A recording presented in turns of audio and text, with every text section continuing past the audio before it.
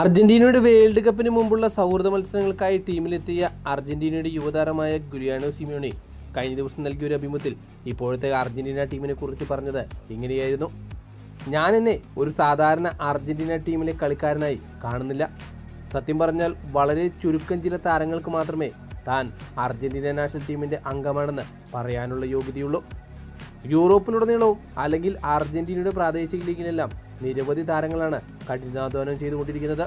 അവർ അർജന്റീനയുടെ പരിശീലകന്റെ സ്ഥാനത്ത് നിന്ന് ഒരു കോൾ ലഭിക്കാനായി ദിവസവും കാത്തിരിക്കുന്നു. അതിനായി അവർ കഠിനാധ്വാനം ചെയ്തുകൊണ്ടേയിരിക്കുന്നു. നിങ്ങൾ നന്നായി കളിക്കുന്നുണ്ടാകാം, 1-2 തവണ അല്ലെങ്കിൽ 15-20 തവണ. പക്ഷേ നിങ്ങൾ ഒരിക്കൽ നിങ്ങളുടെ ലെവലിൽ നിന്ന് താഴേക്ക് പോയി കഴിഞ്ഞാൽ നിങ്ങളുടെ സ്ഥാനത്ത് മറ്റൊരു താരമെത്തും. അതെ, പ്രതിഭകൾ കൊണ്ട് സമ്പന്നമാണ് ഇപ്പോഴത്തെ അർജന്റീന ടീം. നിങ്ങൾ ആ സ്ഥാനത്ത് നിന്ന് മാറിപ്പോയി കഴിഞ്ഞാൽ മറ്റൊരു താരം തീർച്ചയായും അവിടെ എത്തും.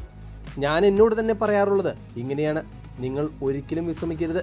കഴിയുന്നത്ര ദിവസം അർജന്റീന നാഷണൽ ടീമിൻ്റെ കൂടെ പിടിച്ചു നിൽക്കാൻ നിങ്ങൾ ശ്രമിച്ചുകൊണ്ടേയിരിക്കണം.